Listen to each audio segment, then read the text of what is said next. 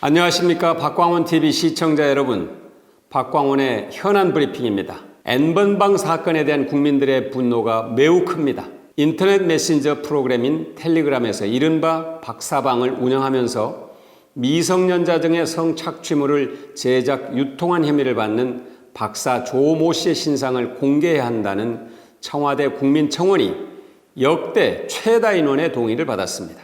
지난 18일에 청원이 올라왔는데요. 텔레그램 N번방 용의자의 신상을 공개하고 포토라인에 세워주세요 라는 청원이 3월 22일 오후 4시 기준으로 185만 명의 동의를 받았습니다.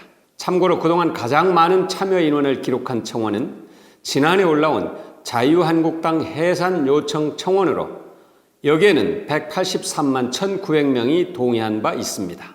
그동안 일베나 소라넷 등에서 유사범죄들이 자행됐지만 제대로 처벌받은 사례가 없습니다. 이번 N번방 사건은 그동안의 솜방망이 처벌과 기술의 발달이 가져온 측면이 있습니다. 즉, 휴대폰으로 더 쉽게 촬영할 수 있는 점, 또 추적이 어렵다는 텔레그램, 여기에 가상화폐 등장 등이 결합된 예견된 범죄라는 것입니다. 안일하게 대처해온 탓에 모든 사건이 축적된 결과라고 말할 수도 있습니다. 제가 대표 발의했던 디지털 성범죄 처벌법이 최근 국회 본회의를 통과했습니다. 피해자의 얼굴이나 특정 신체 부위를 편집, 합성, 가공한 딥페이크 허위 영상물의 제작과 유포를 처벌하는 것입니다. 그리고 영리를 목적으로 유포하는 행위에 대해서는 가중 처벌하도록 했습니다. 하지만 개정의 주요 내용인 딥페이크는 디지털 성범죄의 일부 형태일 뿐입니다.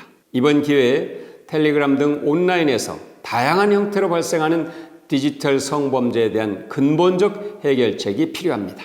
이를 위해서는 생산, 유통, 협박, 소비, 산업으로 연결된 디지털 성범죄의 연쇄고리를 끊어내야 합니다. 첫째는 성폭력범죄 특례법을 개정해서 현행 최대 7년 이하의 징역으로 되어 있는 형량을 대폭 높이는 것이 필요합니다. 발전한 기술 속에서 디지털 성범죄의 범행 수법 역시 더 악랄해지고 은밀해졌습니다.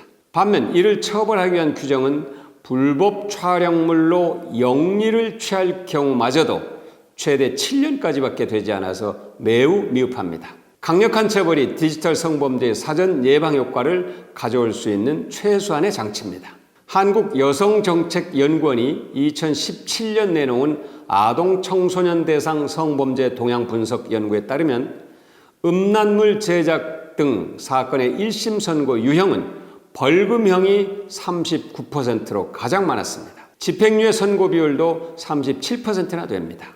둘째는 불법 촬영물을 소지하고 있는 경우에도 처벌하는 규정을 신설하겠습니다. 미국은 아동 음란물을 소지만 했을 때도 8년의 징역이 이루어집니다. 우리 현행법은 아동 청소년 이용 음란물임을 알고도 소지할 경우에만 처벌하고 있습니다. 이 처벌 범위를 모든 불법 촬영물로 포괄적으로 넓혀야 합니다. 셋째는 유포, 협박 행위에 대한 강력한 처벌입니다. 디지털 성범죄 처벌의 핵심은 유포, 협박 행위에 대한 처벌이지만 이 유포, 협박 행위는 여전히 법의 사각지대에 남아 있습니다. 지금까지는 형법상의 협박죄나 강요죄만 적용돼서 디지털 성범죄로 인한 피해 구제나 범죄자에 대한 처벌의 실효성이 사실상 없었다는 그런 지적이 많았습니다. 불법 촬영물을 이용한 유포와 협박 행위를 성폭력 범죄로 처벌할 경우 같은 법 제42조의 신상정보 등록 대상자가 되고 아동 청소년 관련 기관 등의 취업 제한이 되는 등 더 포괄적 처벌이 이루어질 수 있습니다. 따라서 텔레그램 N번방 사건과 같이 불법 촬영물로 피해자를 협박하는 경우도 반드시 처벌할 수 있는 법 규정을 신설해야 합니다. 넷째는 피해자에 대한 신속한 피해 구제를 위해서 불법 촬영물 플랫폼의 유통 방지 책임을 강화하고 징벌적 손해배상 제도도 도입하는 것이 필요합니다. 정보통신 서비스 제공자, 즉 사이트 운영자가 불법 촬영물에 대한 삭제 또는 전송 중단을 요청받았음에도 불구하고 즉시 응하지 않을 경우 법적 책임을 묻는 제도가 필요합니다. 나아가 불법 촬영물 방지 의무를 제대로 이행하지 않을 경우 범죄자는 물론 사이트 운영자에 대해서 징벌적 손해배상의 책임을 부여해야 합니다. 피해자가 입은 손해는 매우 큰 반면 범죄자와 사이트 운영자에 대한 제재 수단이 미흡해서 피해 구제가 제대로 이루어지지 않고 있기 때문입니다. 다섯 번째, 허위 조작 정보와 같은 대응 방식이 필요할 것 같습니다. 구글의 허위 조작 정보 대응이 미흡해도 법과 제도적으로 규제를 하지 못해서 역외 규정을 신설하는 법안을 대표 발의한 것과 같은 이유입니다. 텔레그램 등 해외 사업자들에 대해서도 국내 법을 적용할 수 있도록 역외 규정을 신설하는 것이 필요합니다. 여섯째, 피해 영상물의 삭제 지원 요청을 피해자뿐만 아니라 배우자, 직계 친족, 형제 자매도 할 수 있도록 개선하는 것이 필요합니다. 일곱 번째, 성범죄자 정보를 신속히 확인할 수 있도록 성범죄자 신상정보 모바일 전자고지제도의 도입도 정부와 협의해서 이른 시일 안에 시행하도록 추진하겠습니다. 마지막으로 디지털 성범죄 피해자 지원센터 피해 여성 삭제 지원 시스템과 피해자 지원센터의 역할도 강화할 계획입니다. N번방에 가입하는 등 가담한 이들을 강력히 처벌하도록 수사당국에 촉구합니다. 제도의 미비점이 존재하더라도 법을 적극적으로 해석해서 이런 조직적 성착취 행위를 뿌리 뽑는 계기를 마련해야 합니다. 성매매, 알선 등 행위의 처벌에 관한 법률에서는 상대방을 속이거나 협박해서 음란 영상물 등을 촬영한 사람에 대해 10년 이하의 징역 또는 1억 원 이하의 벌금에 처하고 있습니다. 또한 이를 목적으로 단체를 구성하거나 그러한 단체에 가입하는 사람들까지 모두 처벌하고 있습니다. N번방에 가입한 사람들 역시 이러한 법조항을 적용할 수 있는지 진지하게 검토해 주길 바랍니다. 가입자들은 성착취 음란물의 제작, 유포, 소지 과정에 훨씬 더 능동적으로 개입하는 것으로 드러나고 있습니다.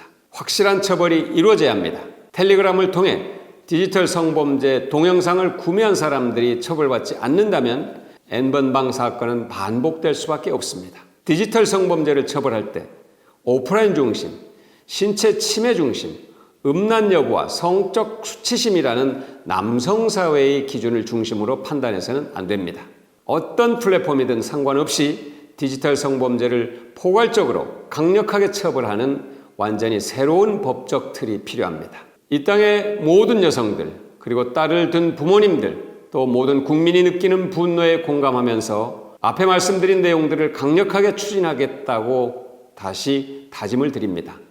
감사합니다. 박광훈의 현안 브리핑이었습니다.